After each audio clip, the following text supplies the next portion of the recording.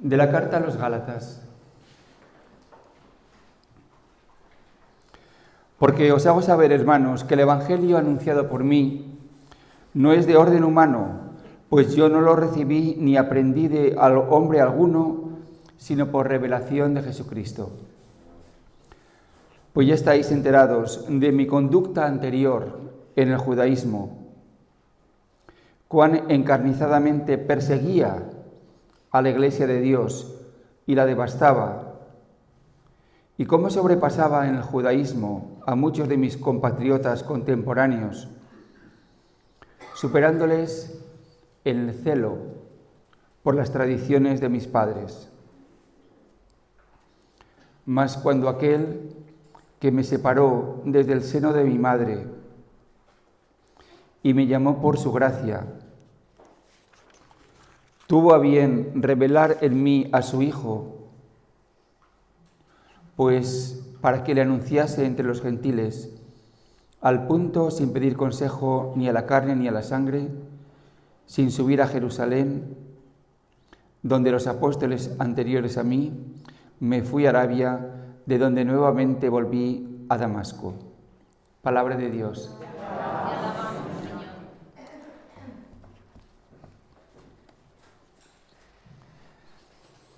Queridos hermanos, buenos días. ¿Qué tal? ¿Qué tal habéis descansado? Bueno, pues vamos a continuar, no en ningún tipo de seminario, ni conferencia, ni congreso, sino, qué bonito, en una semana de oración. Pues sí, claro que sí, es una semana de oración, es lo que estamos haciendo, rezando. Y vamos a abrir nuestro corazón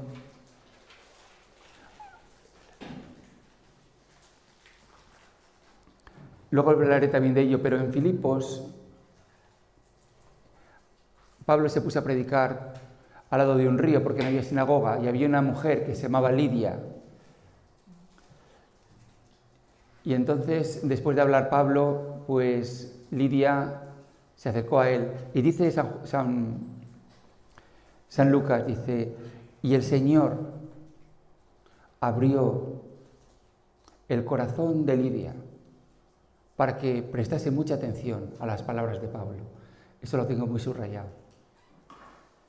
Me parece tan bonito, ¿no? El Señor abrió el corazón de Lidia para que se adhiriese, para que prestase mucha atención a las palabras de Pablo. Es decir, que hace falta tener el corazón abierto, ¿verdad?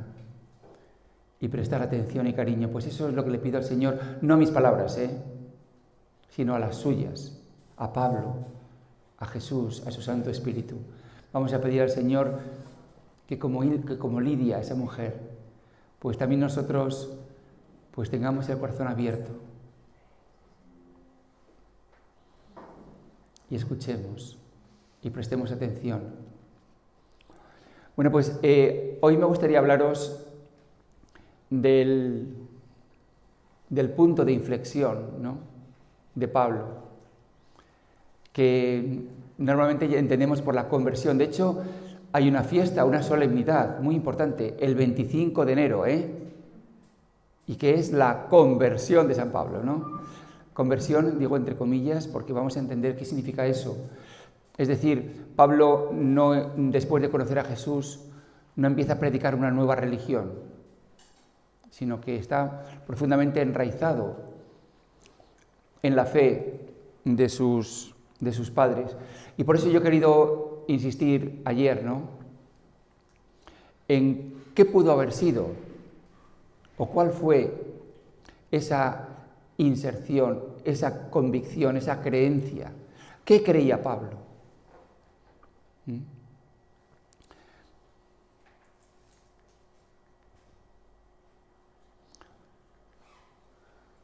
Bueno, pues antes incluso de hablaros de esto, de cuál fue la actitud ante este movimiento religioso, y aunque no esté en las diapositivas, pues quiero sintetizar de alguna manera, resumir.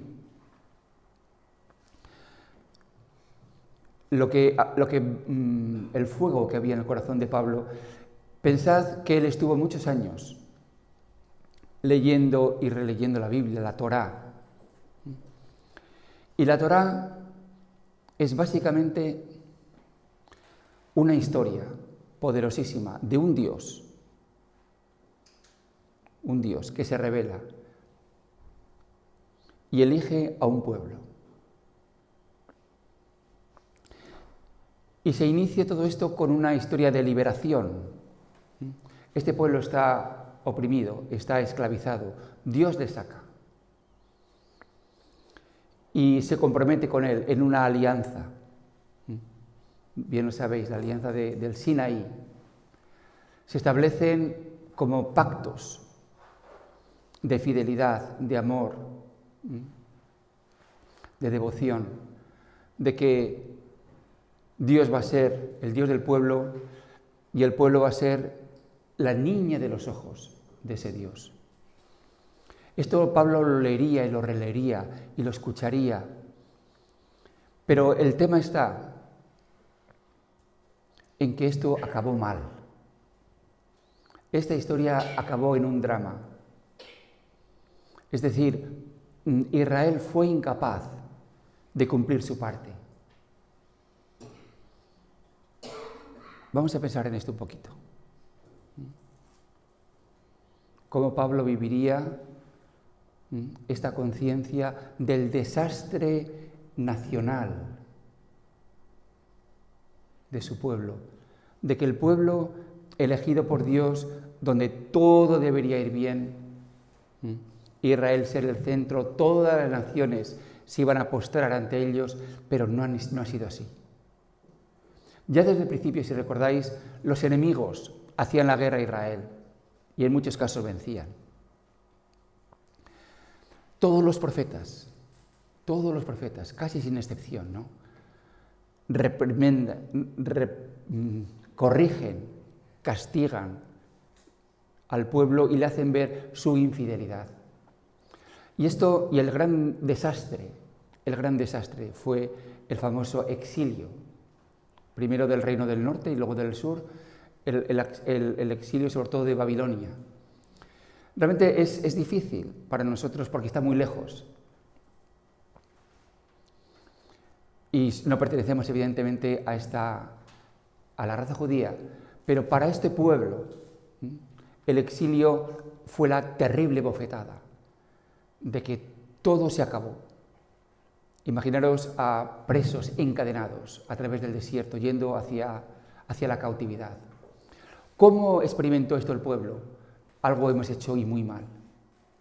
Dios ya no está con nosotros. Dios nos ha abandonado. Todo esto lo vivía Pablo. Imaginaros también la experiencia del Edén. Dios crea a Adán y Eva y les pone unas condiciones que no cumplen. ¿Cuál es el resultado? Ser expulsados del paraíso. Esto, insisto, es lo que ellos vivirían y sentirían, como la falta de fidelidad, la falta de obediencia, la falta de amor, tiene como consecuencia castigos. Y ese es el mundo en el que vive Pablo. Pablo no está en el destierro de Babilonia, pero está en otro destierro, está en el destierro de Palestina,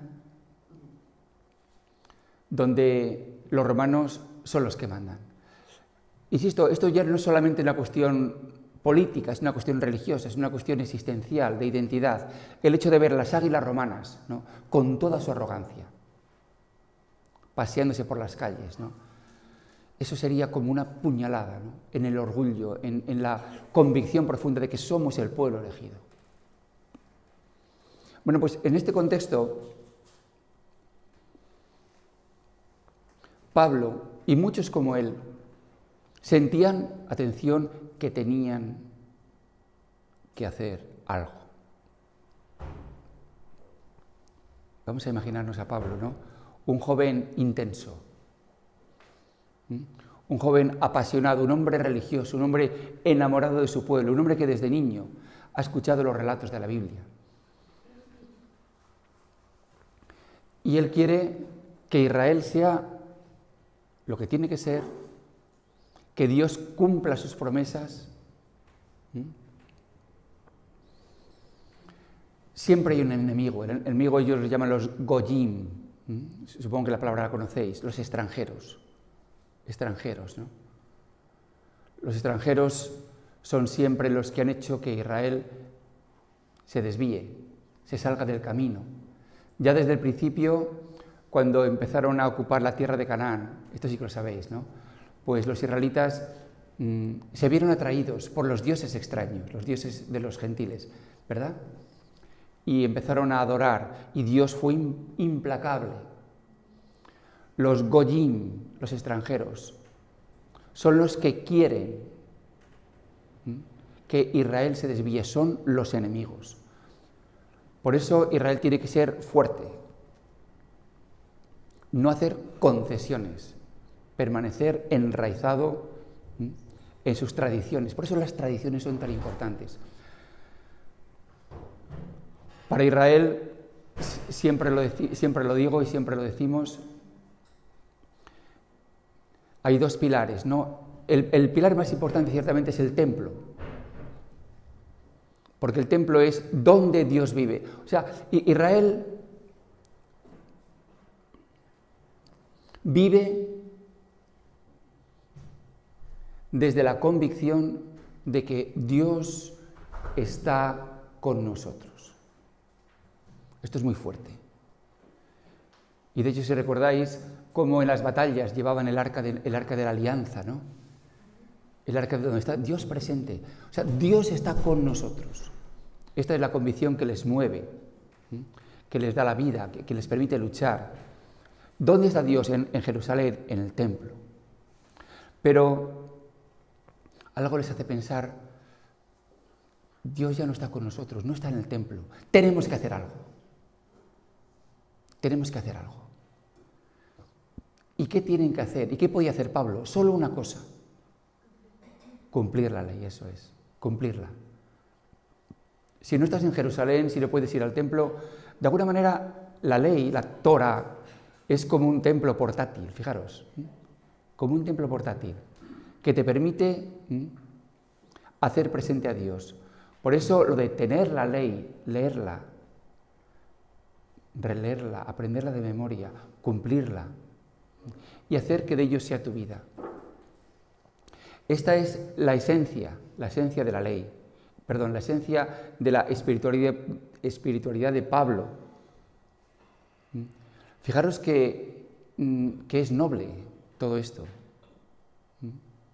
Es noble, es profundo, es coherente. Él se enraiza, ¿no?, en la fe de sus padres, en la fe que él ha recibido, ¿no? Bueno, pues en medio de todo esto ha aparecido en Jerusalén un nuevo movimiento religioso. Pensad en Pablo como un hombre apasionado, un hombre celoso, cuya obligación es que Israel sea fiel a su misión. Y se encuentra con esto. ¿Cuál fue su reacción?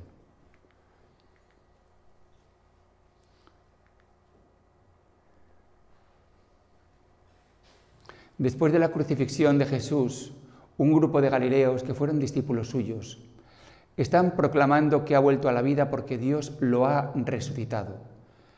Afirman además que es el Mesías prometido, que ha traído la salvación y algo inaceptable, que es Hijo de Dios. Los llaman los nazarenos. ¿Cómo pudo recibir Pablo esto? ¿Como una buena noticia? Pues no, todo lo contrario. Él lo percibía pues como que unos charlatanes, o peor, falsos profetas, o embaucadores, en todo caso gente que va contra la pureza de la fe, está haciendo proclamaciones que van contra lo que él profundamente cree. No es que Pablo negase o no creyese en el Mesías, pero desde luego nunca en un Mesías capaz de morir, y morir en una cruz. lo primero que tenía que hacer el Mesías sería echar de allí a los romanos. Hacer que Israel fuese el centro del mundo y que todas las naciones viniesen a postrarse ante Dios y ante Israel. Y desde luego Jesús no hizo nada de esto. Entonces, están proclamando un Mesías que ha fallado, por mucho que digan que ha vuelto a la vida, pero ciertamente no ha hecho nada de lo que se espera que haga un Mesías. Por otra parte, y esto también es como muy importante porque luego va a ser parte del desarrollo intelectual y también espiritual de Pablo, ¿no? Es el tema de que, según su visión, la ley y el Mesías no pueden estar juntos. Cuando llega el Mesías, la ley tiene que desaparecer. Tiene que desaparecer. La ley ya ha cumplido su misión, es como un periodo de transición, ¿no? Y si hay ley, y desde luego que la hay, no puede haber Mesías. Esto es importante porque creo que es el único que lo percibe con tanta fuerza y con tanta claridad, mucho más que los otros apóstoles. La oposición entre la ley y el Mesías. Más adelante seguiremos hablando de qué significa eso de la ley. Pero ciertamente para Pablo no pueden coexistir.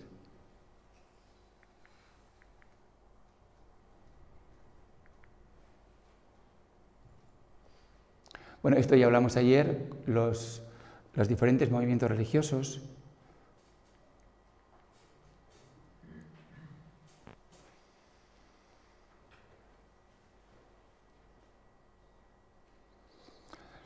Ciertamente los discípulos de Jesús tienen un, como diría en inglés, low profile, no son muy arrogantes. De hecho, se insertan.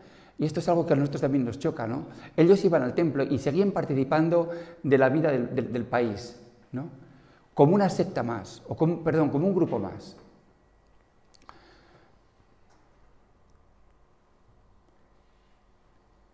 En muchas cosas no discrepan. Por ejemplo, sobre todo en la confesión de que nada más hay un solo Dios.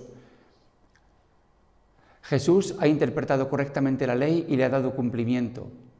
Ellos, los nazarenos, se presentan como el verdadero Israel. Bueno, eso ya más adelante.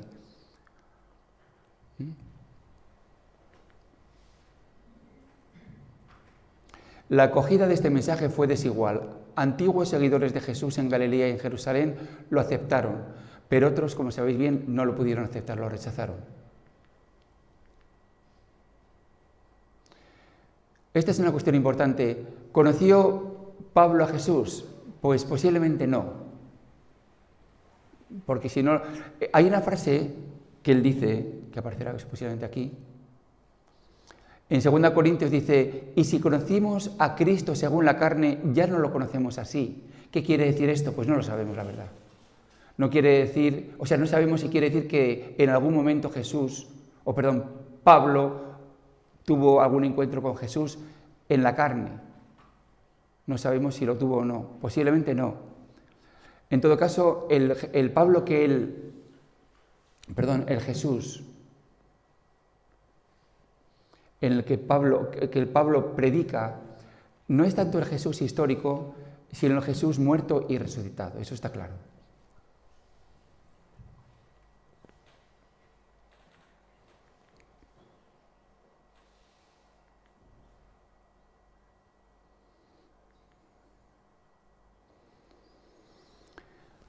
Es cierto que Jesús y Pablo coincidieron en Jerusalén, eso es cierto, pero uno de los padres que he leído, ¿no? El padre Murphy, ofrece una interpretación que también me gustaría compartir con vosotros, aunque puede que no sea muy aceptable o muy agradable de entender o de recibir. El padre Murphy dice que Jesús murió el 14 de Nisan del año 30, sobre el 4 de abril, los primeros días de abril del año 30, un viernes, el día de la preparación para la Pascua. Bueno, pues ese día, por lo visto, se sacrificaban en el templo en torno a 20.000 corderos. Qué asco, ¿verdad? O sea, para que os hagáis un poco idea de cuál pudo haber sido la atmósfera entonces, ¿no? Y todo Jerusalén debía estar peor que Santiago, pero mucho peor. De bote en bote. Entonces, dice Padre Murphy que nadie prestaría especial atención. Fijaros, esto choca un poco contra lo que estamos acostumbrados a pensar y las procesiones. Es la voz de un exégeta, de un especialista, pero vamos, esto no se impone como dogma, pero él lo dice. Dice, nadie prestaría especial atención pues, a un grupo de soldados que llevan a un prisionero para ser ajusticiado.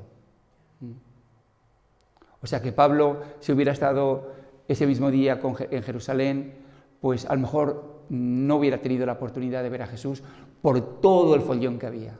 O sea, tiene sentido, por lo menos nos podemos imaginar que si Jesús muere el 14 de Nisan, ¿no? La víspera de la Pascua, con Jerusalén hasta rebosar, Jesús sí pasaría por una calle, pero como digo, a lo mejor mucha gente ni se enteró. Pablo ciertamente no. Pablo no se enteró.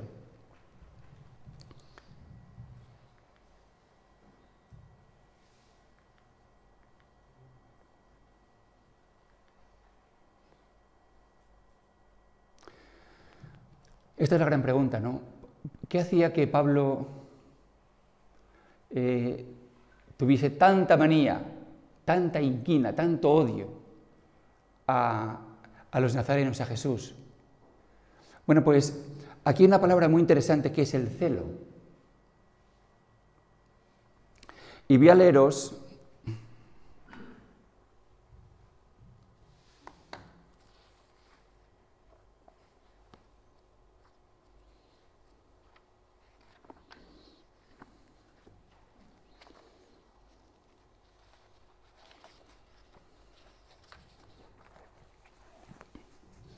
una pequeña historia, ¿no? Muy macabra realmente, sobre el celo, que aparece en el libro de los Números, uno de los libros del Pentateuco. Es el capítulo 5, dice que sucedió que un hombre, un israelita, bueno, el contexto es como siempre, ¿no? Israel rodeado de enemigos, rodeado de forasteros, rodeado de goyim, y la amenaza religiosa que supone para Israel todos estos forasteros, ¿no? Entonces hay algunos que quieren defender la pureza de Israel. Este es el contexto. Entonces dice, sucedió que un hombre, un israelita, vino y presentó ante sus hermanos a la madianita a los mismos ojos de Moisés y de toda la comunidad de los israelitas que estaban llorando a la entrada de la tienda del encuentro. Es decir, un hombre pues, que toma a una mujer pagana, una madianita, ¿no? Como esposa o como... Y fijaros, dice que al verlos un tal Pinjas, en otros aparece como Fineas, aquí le llaman Pinjas, hijo de Eleazar, hijo del sacerdote Aarón, se levantó de entre la comunidad. Al verlo esto, se levantó este Pinjas, lanza en mano, entró tras el hombre a la alcoba y los atravesó a los dos, al israelita y a la mujer, por el bajo vientre, dice además esto. Se imaginaron la escenita, ¿no? Pero el tema es lo que sigue. Y después de esta acción se detuvo la plaga que azotaba a los israelitas. O sea, los israelitas estaban siendo castigados por Dios, ¿no? Y después de esta acción de celo de Pinjas, de matar a un israelita y a su novia, se acabó la plaga. Este es el celo. Este es el celo que aprendió Pablo. Que no se puede andar con palabras bonitas, hay que coger la lanza. y atravesar por el bajo vientre. También reconoceréis esta actitud en el profeta Elías, con los falsos profetas de Balaán. Os suena la historia, ¿no? Cómo les hace una competición a ver quién es capaz, digamos, de hacer que baje fuego del cielo. Y después de que los profetas de Balaán, después de estar todo el día rezando, incapaces, pues Elías invocó a Yahvé y en un segundo, ¿no?, el fuego consumió la víctima y el altar y todo. Y cómo Elías degolló a todos los profetas, que debían ser 400 o 500. Bueno, y el tema está, insisto, en que esto es una manifestación de alto espíritu religioso. Este es el tema, el celo. Estamos ante un Dios guerrero, un Dios de las batallas, Yahvé Sebaot. Y aquí no se puede andar con contemplaciones. O sea, Pablo no entendería lo que es políticamente correcto, que tan importante es para nosotros hoy. No. Hay que actuar con decisión, con celo. El celo por el templo me consume. También aparece refiriéndose a Jesús cuando expulsa, ¿no?, a los mercaderes del templo. Esto, insisto, por tanto, yo creo que también se junta con su propio carácter, por supuesto, ¿no? Un carácter intenso, profundamente religioso. Es un hombre de acción, un hombre extrovertido. No es un místico, en el sentido de una persona, un contemplativo. Tiene rasgos, pero es un hombre de acción. Un hombre, a ver, que preguntaría, ¿qué hay que hacer aquí? A ver si me entendéis, ¿no? ¿Qué hay que hacer aquí? Y él vería, bueno, Gamaliel es muy bueno, pero es muy viejo y no tiene ganas ya está cascado. Él es joven, andaría pues más o menos por la edad de Jesús, 30 y pico años. Imaginaros un hombre a los 30 y pico años, en la flor de la vida, y que se encuentra con que hay unos cantamañanas que empiezan a decir tonterías. Bueno, y además son peligrosos porque es que atraen a la gente y les convencen. Esto no puede seguir así. ¿Qué hay que hacer? Pues miraría a Pinjas, movido por el celo, y que después de eso Dios terminó con la plaga. Miraría a Elías. Esos eran sus modelos. O sea, fijaros, como digo, pues que Pablo a lo mejor se nos ha vendido como un loco, como un maníaco. No lo era. Un tío rabioso. No, celoso sí. Exactamente, ¿no? El mejor sentido de la palabra, pasional, es decir, sí. Y ese rasgo aparece también en muchas de sus cartas y tal, ¿no? Celo es el sentimiento que tiene el marido hacia su esposa cuando cree que no le es fiel. En el Antiguo Testamento, Dios se nos presenta como el esposo del pueblo de Israel y tiene celos. Los judíos que luchan contra la idolatría de Israel comparten el celo de Dios. Qué bonito.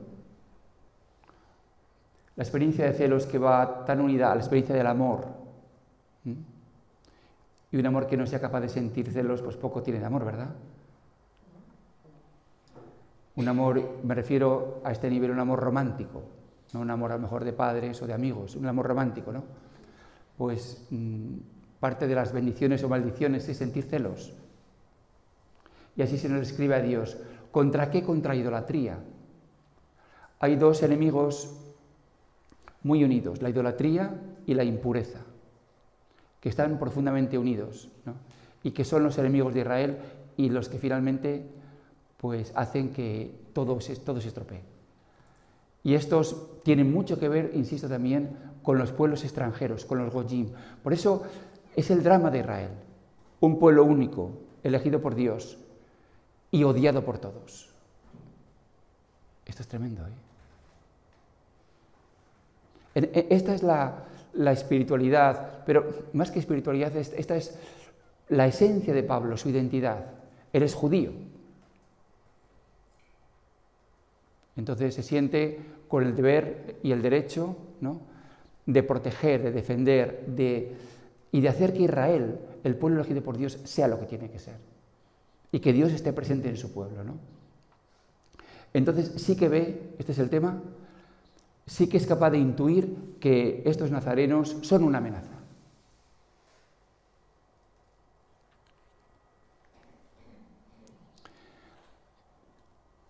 Esto es muy interesante también. Cuando la lapidación de Esteban, que tuvo un impacto en Pablo. Desde luego, los Hechos de los Apóstoles no nos dicen que Pablo tomase ninguna piedra y que le diese en la cabeza a Esteban. Ahora nos dice dos cosas: que él estaba cuidando, ¿no?, los vestidos de aquellos que lo estaban ejecutando, y la segunda, que la recordáis, ¿verdad?, que aprobaba esta ejecución. Hay autores que dicen que cuando Pablo vio la mansedumbre, la humildad, la bondad, la santidad de Esteban, eso le tocó y le fue de alguna manera dulcificando o preparando para ese cambio, ¿no? Os podéis imaginar un hombre como Esteban, que habla de Jesús, pero que muere en calma, en bondad, en bendición. Eso le impactó a Pablo. Lo vería, pero bueno, ¿qué está pasando aquí?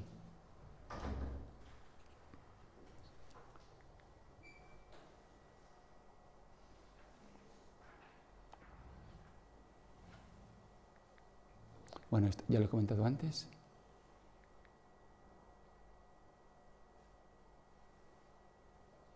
Este es si tenéis tiempo, bueno, es una historia que conocéis muy bien, ¿no? Aparece en los Hechos de los Apóstoles.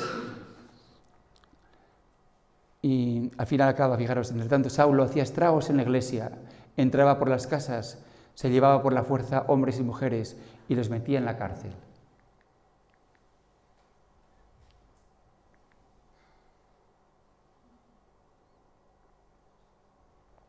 Entonces, como sabéis, San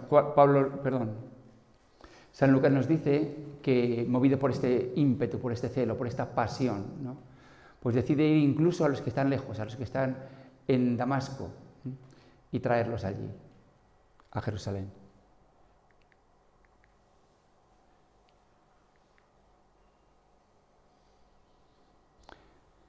Fijaros lo que dice: estaba lleno de celo por Dios, como lo estáis todos vosotros al día de hoy.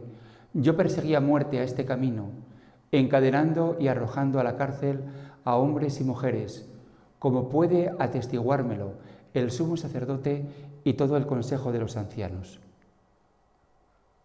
De ellos recibí también cartas para los hermanos de Damasco y me puse en camino con intención de traer también encadenados a Jerusalén a todos los que allí había, para que fueran castigados.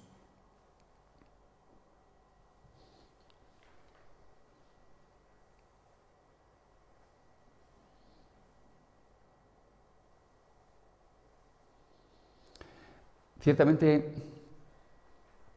la palabra conversión, ya os comenté que no se aplica en sentido propio, porque Pablo no entra en una religión nueva, por decirlo así. Ahora, madre mía, qué cambio. Qué cambio. Yo lo que veo aquí, en estas frases, es un ego de dimensiones brutales. O sea, una arrogancia, una prepotencia, la palabra soberbia, no sé si es aplicada, soberbia, orgullo, pero es una vida centrada en el yo. Desde luego, con infinito amor a Dios, tampoco lo niego, pero yo hago, yo voy a donde haya que ir, yo destruyo, yo destrozo, yo purifico, yo salvo, un yo espantoso. Y después, pues, fijaros qué conclusión, dice: no soy yo quien vive, es Cristo quien vive en mí. esto, pues a lo mejor también se le puede llamar a esto conversión, en este sentido, ¿no? Me parece lo más bonito. Hay momentos también en que San Pablo lo explica, dice, yo superé a todos, pero lo que antes era ganancia, ahora lo he considerado pérdida, para poder vivir en Jesús.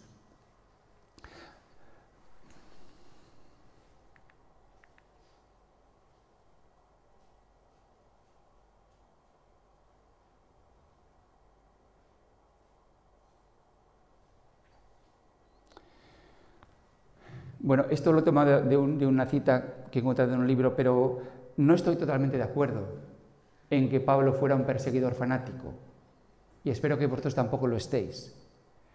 Si queréis, era un hombre muy intenso, muy celoso, pero muy coherente, y su actitud religiosa podía ser ejemplar para muchos. Eso me gustaría repetirlo, que él podía ser ejemplo, y él se percibe como ejemplo. No era un pirao, no era un celote, no era un loco. Era un hombre que quiere llevar hasta las últimas consecuencias lo que cree, lo que vive y lo que ha aprendido y lo que reza. Pero fijaros también todo esto, ¿no? Cómo la religión puede ser un arma de doble filo también. En el sentido, como digo, de que fortalece el ego. Y por eso, pues hay alguien que ha dicho que la religión, históricamente hablando, es casi lo más peligroso que existe. De un punto de vista, un análisis histórico de lo que ha ocurrido, ciertamente, ¿cuántas luchas no ha habido donde la religión haya intervenido de manera decisiva? No voy a daros ahora pues, otra charla sobre eso, pero, por ejemplo, en Europa en los siglos XVI y XVII, Dios mío, las guerras de religión. Y desde la profunda convicción, ¿no?, de que yo tengo la verdad y que mi iglesia tiene la verdad o mi religión tiene la verdad, ¿cuánto daño se ha hecho? Bueno, pues creo que también algo podemos aprender también de Pablo. Él vivió eso, pero algo le transformó.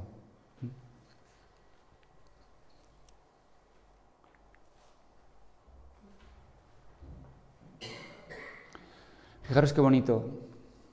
Doy gracias a aquel que me revistió de fortaleza, a Cristo Jesús, Señor nuestro, que me consideró digno de confianza al colocarme en el ministerio, a mí, que antes fui un blasfemo, un perseguidor y un insolente, pero encontré misericordia porque obré por ignorancia en mi infidelidad.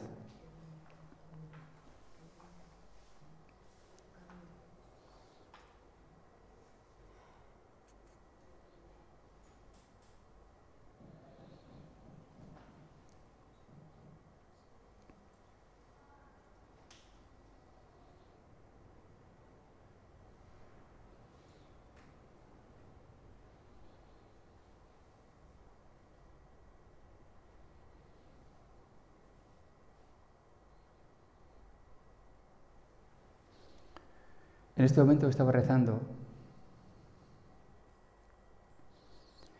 y lo que surgía en mi corazón es que qué maravilla que tenemos a alguien que nos perdone.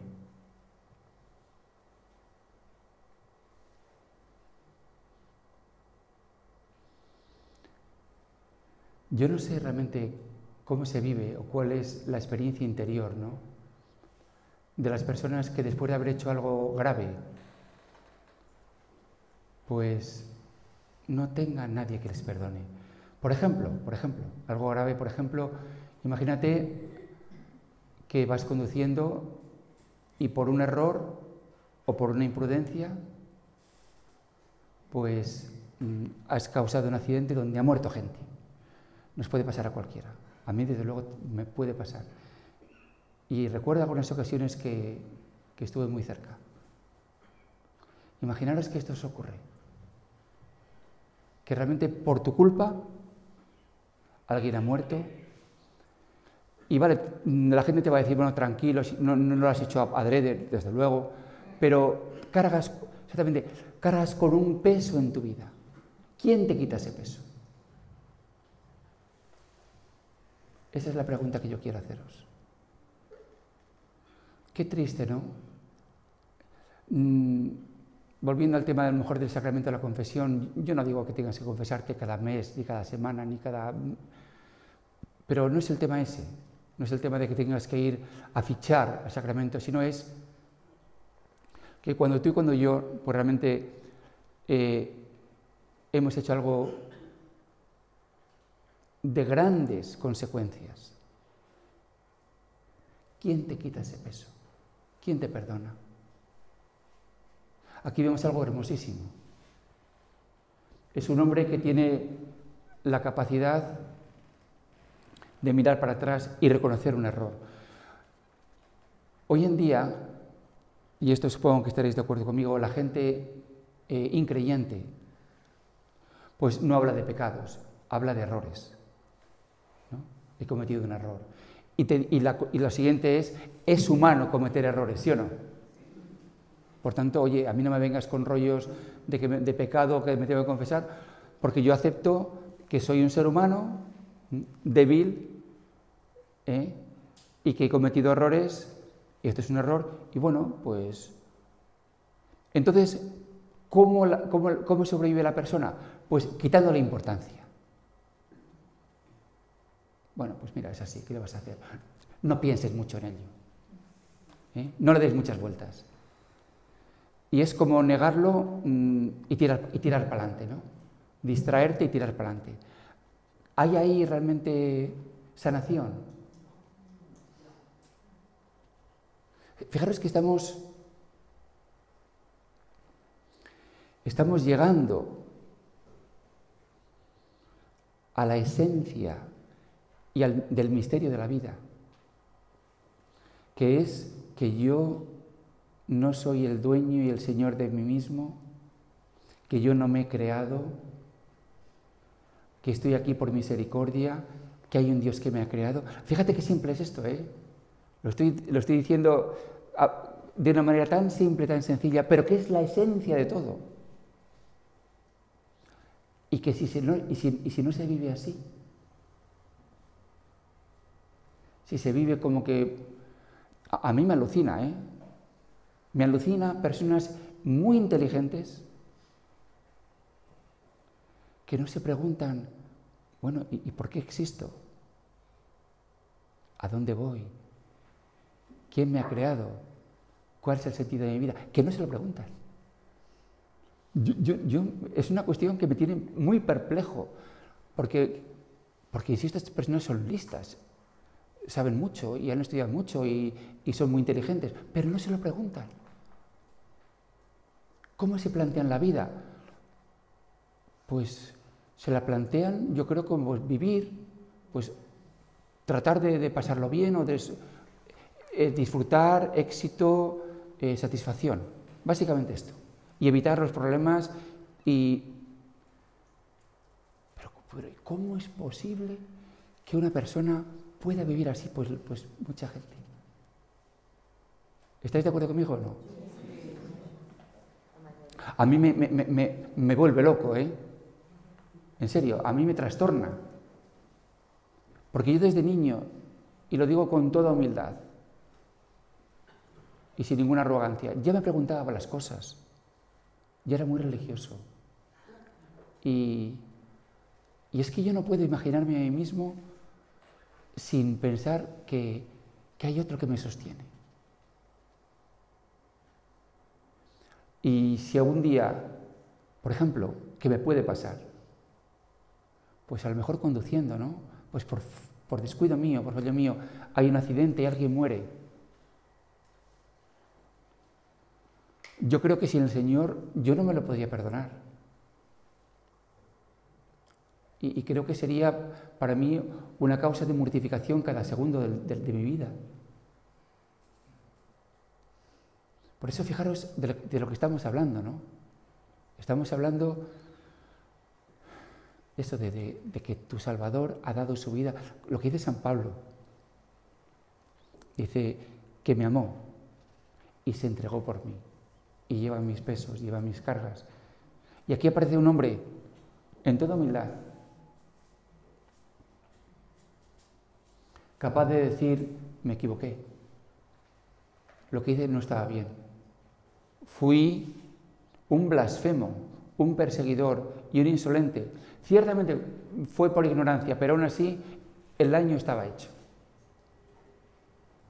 Pues yo le pido al Señor esta mañana, para todos y cada uno de nosotros, y también para los que nos están escuchando,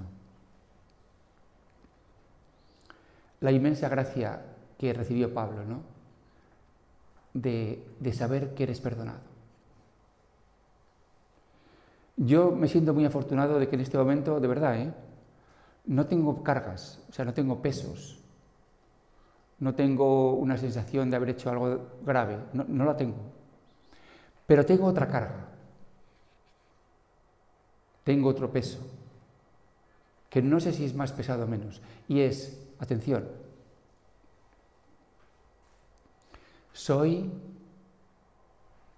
lo suficientemente bueno? Esta carga la tengo. Es decir, ¿te mereces respirar? ¿Eres suficientemente buen sacerdote? Y os aseguro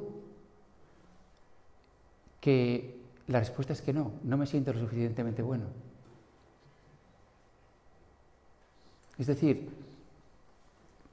me siento bien, porque siento que otro como que me perdona, me lleva, me justifica.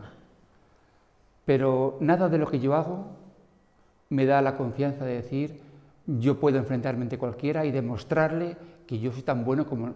No lo tengo. Ni mi sacerdocio, ni mi haber estado en misión en no sé cuántos años, eso no me da ninguna confianza. Y ese peso, pues me lo lleva a otro. Y no os podéis imaginar el gozo que siento. De que un acusador, cualquier acusador, el demonio o cualquier otro, o yo mismo, me diga, oye Vicente, que tú eres un sinvergüenza, que tú tienes mucho morro, que tú tal, que tú cual. Y saber, pues que todos esos dardos envenenados me pasan de lado, pero que ninguno me da, que estoy protegido, como que hay un escudo, ¿no?, que me protege de esos dardos incendiarios, de toda la maldad. Y eso lo experimentó Pablo.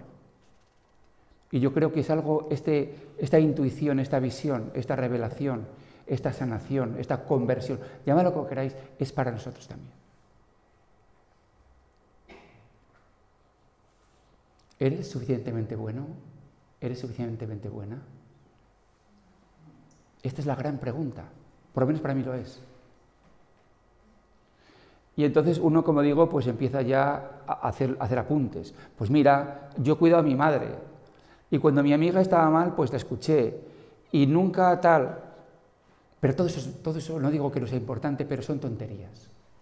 Es mucho más profundo, infinitamente más profundo. Por eso, estamos tocando cosas. Los actores existenciales, ¿no? Hombres, algunos de ellos con fe, otros sin ella. Pero hombres con gran intuición, con gran visión, entendían que el hecho simple de existir, el simple hecho de existir, ya te hace culpable. Fijaros, esto es terrible, ¿eh? El simple hecho de existir, algunas personas ya lo experimentan como culpabilidad. Ellos lo entendían así. Otras personas pues no viven nada de esto, ni lo entienden, pero algunos sí. Yo desde luego.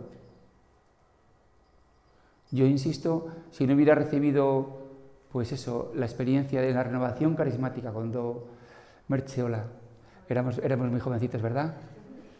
Hace casi 40 años, bueno, sin casi, ¿eh? Y recibimos esa bendición de aquellos padres tan santos, ¿no? y acogimos pues esta buena noticia como Pablo, pues ya todo nos cambió. Y ya no éramos como Pablo un yo que quiere comerse el mundo y cumplir con los preceptos divinos o lo que sea, sino que el yo se va destruyendo. Mejor dicho, se va transformando.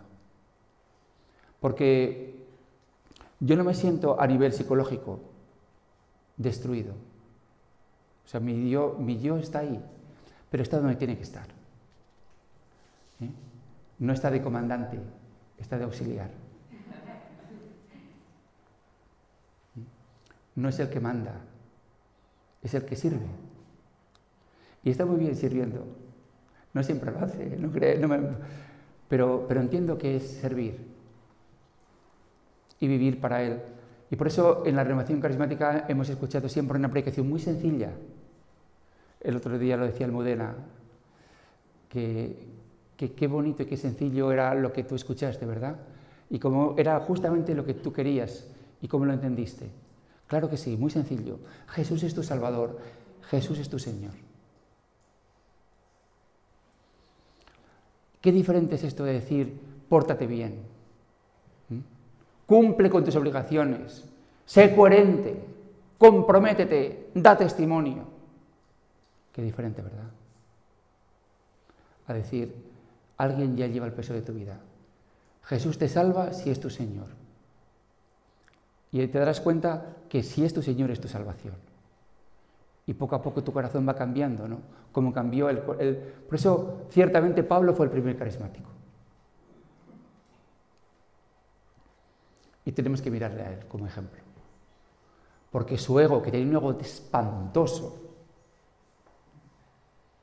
en el sentido de arrogante, de seguro de sí mismo, de no tener ningún sentido de la culpa, de no doblegarse ante nadie,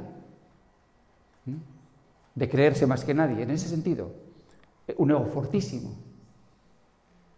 Sin embargo, que sea capaz de decir, y lo digo con mucha emoción, no soy yo quien vive, es Cristo quien vive en mí. Esto es una vida nueva, por eso llamémoslo conversión,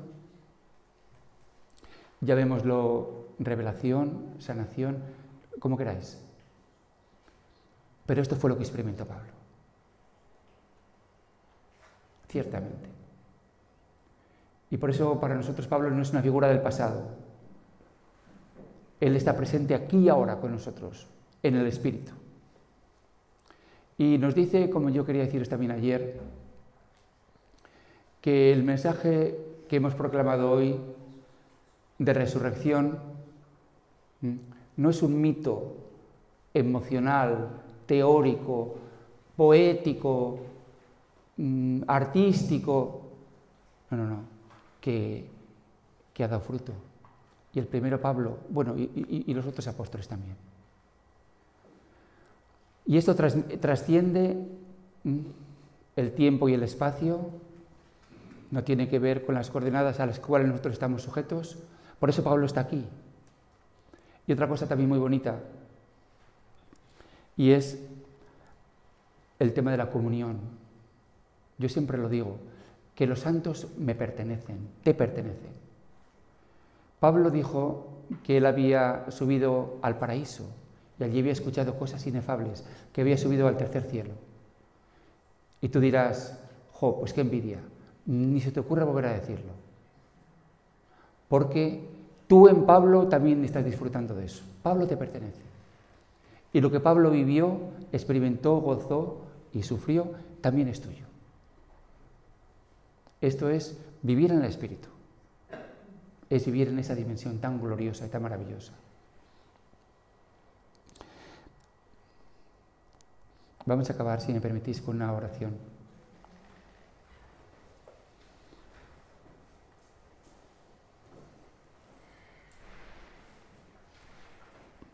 Señor Jesús, tú que eres el principio de todo y el fin, y que has tocado los corazones de hermanos y hermanas nuestras, Toca también los nuestros y realiza esas maravillas de tu poder.